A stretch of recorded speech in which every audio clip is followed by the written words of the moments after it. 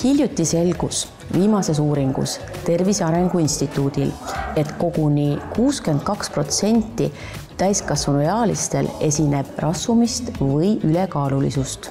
Kaalukirurgia keskus on Eesti maovähenduslõikuste lipulaev. Näiteks eelmisel aastal siin tehti 595 lõikust, mis on koguni pool Eestis tehtavatest maovähenduslõikustest. Sandra, sinu lõikusest on möödas pool aastat. Kuidas sul on läinud? Super hästi tunnen ennast. Ei saa võrrelda üldse sellega, mis oli siin näiteks pool aastat tagasi. Et vana Sandrat ei ole enam, on nüüd ainult uus Sandra. Siit ainult edasi veelgi paremaks. Mil moel sinu elu on muutunud, just selline igapäevaelu ja lõpuks ka muidugi kõiki huvitab, palju kilosi sa kaotasid? Kõige rohkem on ikkagi muutunud see, et ma olen füüsiliselt palju aktiivsem. Ma suudan, ma jaksan, ma tahan liikuda. Kuna mul on kodus väiksed lapsed, siis ma jaksan nendega käia väljas, joosta, möllata, hüpata. Minu õpieelne kaal oli 136 kilo, mis on röövatult suur. Ja tänaseks päevaks ma olen alla võtnud 44 kilo. Muidugi pidi ka vaatama alguses tüki toidu puhul, mida sa sööd. Kõik päris ei ole lubatud, et kohe sealiha ei hakka seal sisse sööma. Aga läks selles mõttes ilusti. Harjusid rahulikult ära selle kõigega. Ja tänaseks päevaks ma võin öelda, et ma saan kõike süüa. Maovähenduslõikust ma soovitaksin kindlasti neile, kes tunnevad, et nad on oma kehas lõksus.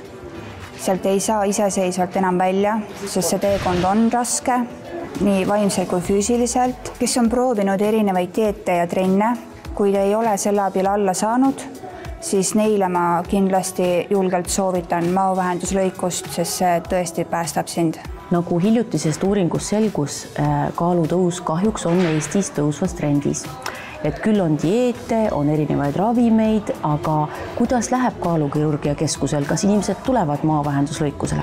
Kuna rasvumise ja ülekaalu probleem ei ole vähenenud, pigem suurenenud, siis patsiendid endiselt leiavad meid ja kindlasti ei saa öelda, et huviliste arv väheneb ja abivajajate arv väheneb. Kes on kaalukirurgia keskuse patsient, et millised on need kriteeriumid, et teie juurde siia tulla? Me ravime rasvumist ja rasvumisega kaasas käivad haiguseid ja sellest tulenevalt ka on kriteeriumid kaalukirurgiaks, et me lähtume kehamassi indeksist, mis peaks olema vähemalt 30. See on siis näitaja, mis seob pikkuse ja kaalu. Kui kiirelt see protsess toimub ja kui ruttu saab lõikusele? Patsiendi raviteekond kaalukirurgia keskuses algab konsultatsioonist kirurgiga. Tavaliselt oleme võimelised umbes kuu-pooleteise jooksul operatsiooni patsiendile pakkuma ja aja leidma. Kas te annate patsientidele siis ka nõu ja kuidas te neid jälgite peale maovähendusoperatsiooni? Operatsiooni eesmärgiks on siis uute ja tervislike toitumis- ja liikumisharjumuste kujundamine ja nende kinnistamine. Mis on siis esimene samm operatsiooni suunas? Kõigepealt soovitan külastada meie kodulehte kaalukirurgia.ee ja täita esmase päringu vorm. Siis me võtame teiega ühendust ja aitame sealt edasi.